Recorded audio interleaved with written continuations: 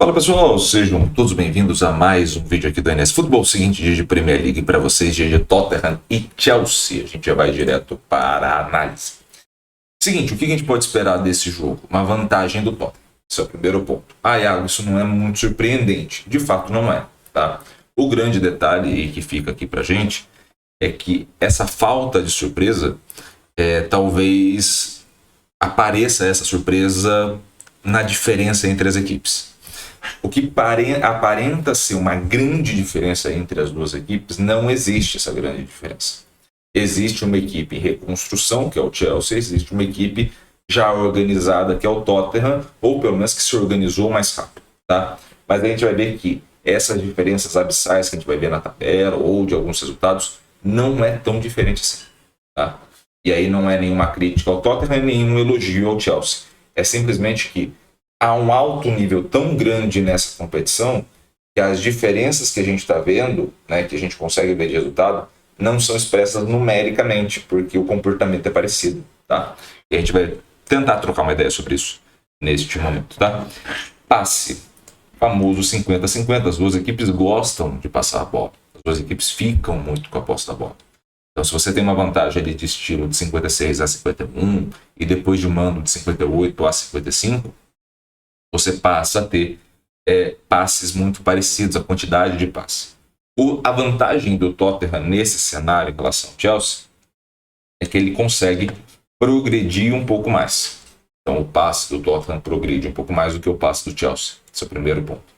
Quando a gente vai para a velocidade de recuperação, também não há uma diferença tão grande. Mas o Tottenham consegue um pouquinho melhor. E esse pouco melhor vai começar a fazer diferença nas outras características de jogo.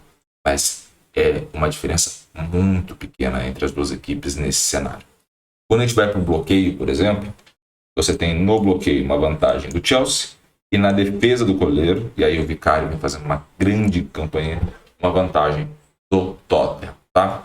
Nesse mesmo cenário que a gente está vendo, na hora de finalizar mais vezes certo ao gol, você tem uma vantagem do Tottenham e na taxa de conversão, uma vantagem do Chelsea. Então percebam como as coisas vão se equilibrando aí entre as duas equipes. Uma vantagem pequena na hora de ficar com a posse e pressionar para a equipe do Tottenham. Uma vantagem de 2 critérios decisivos para o Tottenham contra 2 critérios decisivos para o Chelsea. E aí você percebe essa organização, tá?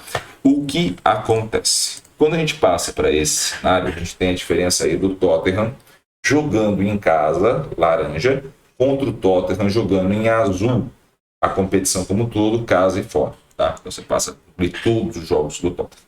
Você tem pouca mudança na velocidade de recuperação, quase nenhuma, pouca mudança na progressão e também pouca mudança no passe. Então você tem um equilíbrio muito grande, que é uma boa característica, tá?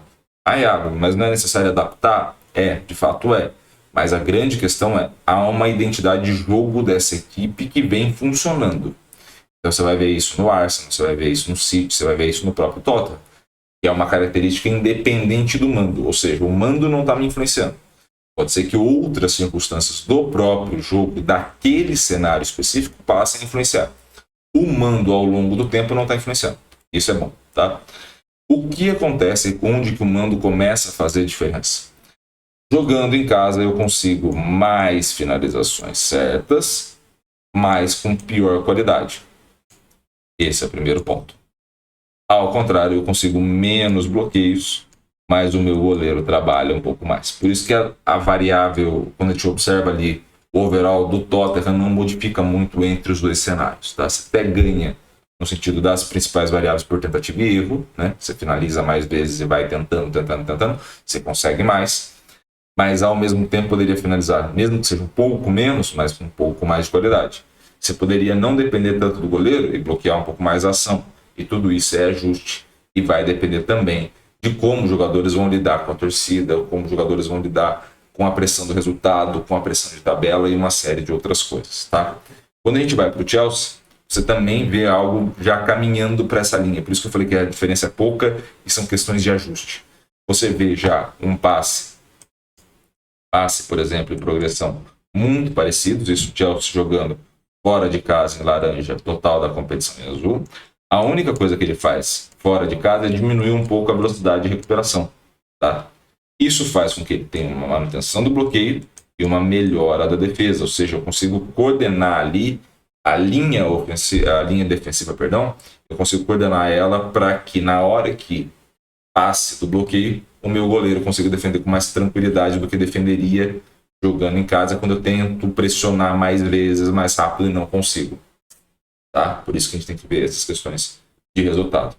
Quando vai para esse cenário, eu chuto mais ou menos a mesma quantidade, só que eu melhoro bem a minha taxa de conversão.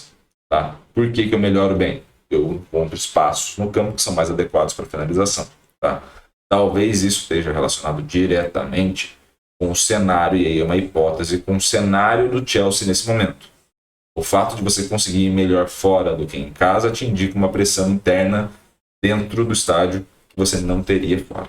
Tá? Então, isso está um ponto positivo aí nesse cenário onde as coisas estão sendo ajustadas, mas vão demorar. Envolve muito mais coisa do que só fazer o gol ou não fazer o gol, envolve questões que eu acredito um pouco mais da parte psicológica desses jogadores, beleza?